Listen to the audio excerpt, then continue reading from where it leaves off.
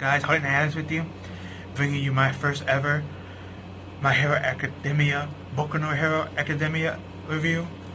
Chapter, let me see, this is chapter 193, titled Trace.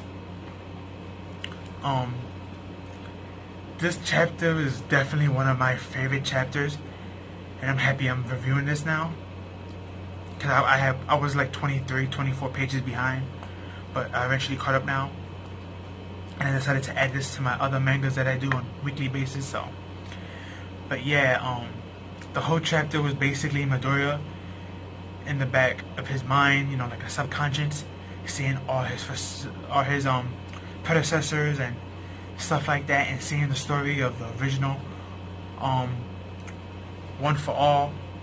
If I'm not mistaken, One for All. I always get two names confused, All for One and One for All. But yeah, All for One, seeing the original brother, the little brother, and the other brother talking, and seeing what conspired between them, and how he had him locked up and kind of forced him to, you know, eventually switch side, but he decided not to. So he decided to force the quirk on him to make him switch, and that's like the end of like what we saw. But then we saw other stuff too, like how he was giving people powers who wanted powers, but then he was bribing them, saying, since I gave you powers, you owe me a debt. And people who didn't want their powers, he would take their powers and say, you owe me a debt. So basically everyone that was serving him basically owed him a debt to serve him, and that's how he was taking over people. Not to mention his own allies that joined him by will as well.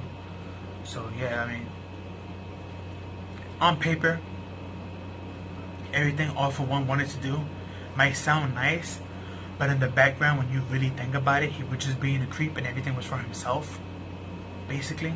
Even his younger brother stated that, so. Which, sadly, we didn't get the youngest brother's name yet, but he looks just like Shigaraki.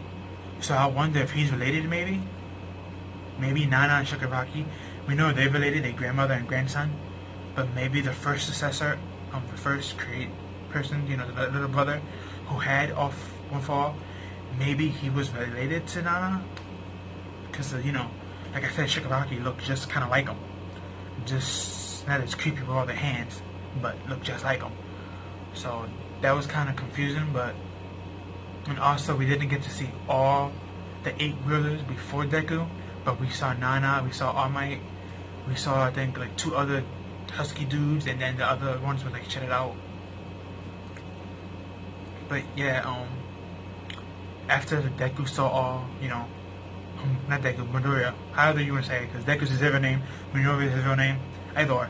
But Midoriya saw, after he saw that, the original One for All, Holy came up to him, was like, sorry, I wanted to show you more, blah blah blah, you know, etc.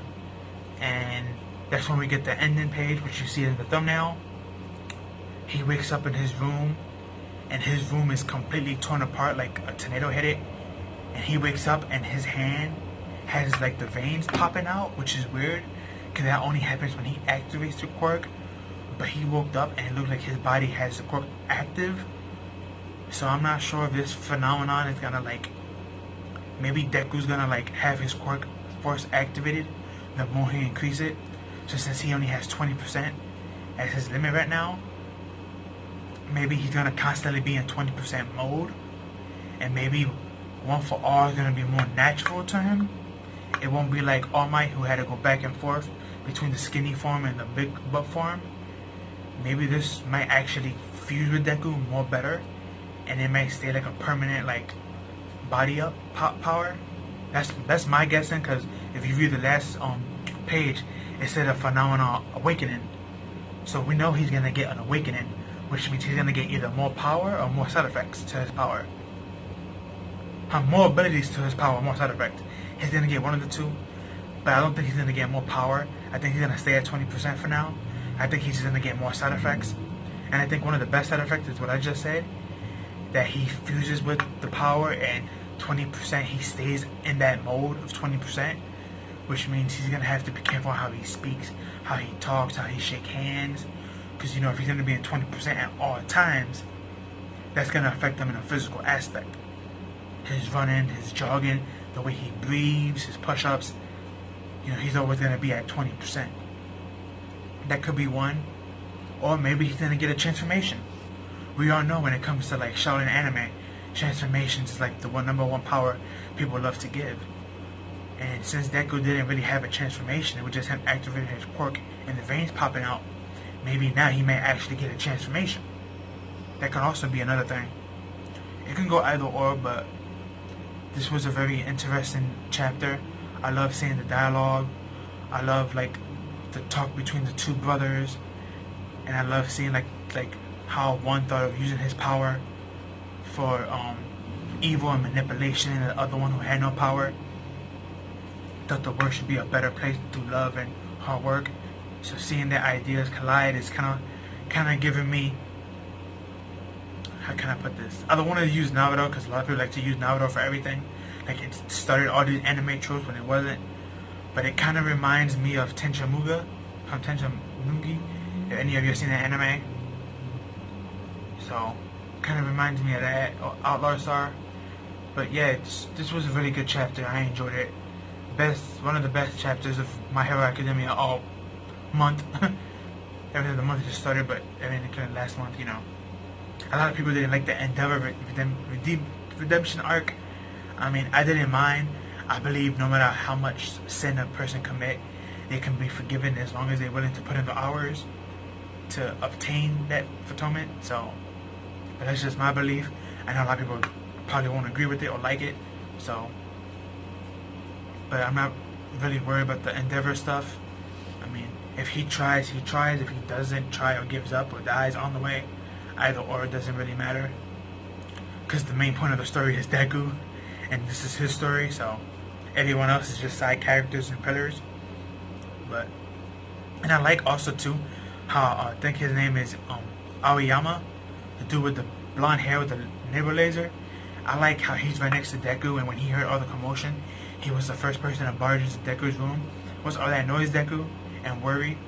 And it's kind of weird because Aoyama's been like very weird with Deku lately. He's been absorbing him. He's been watching out for him more and more. Like they're best friends, but they barely talk. So it's kind of weird.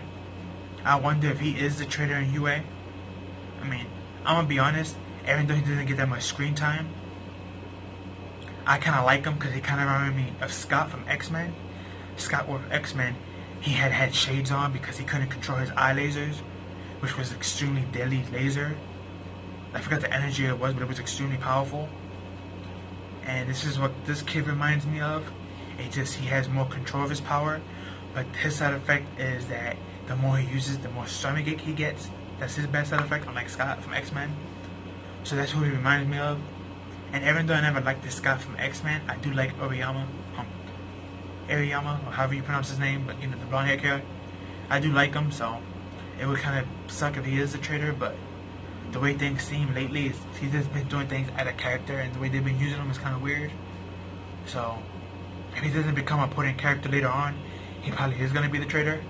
Either or, but hey, just tell me your thoughts, comments, and opinions. Like, comment, share, and subscribe, and I'll see you in the next one. Peace.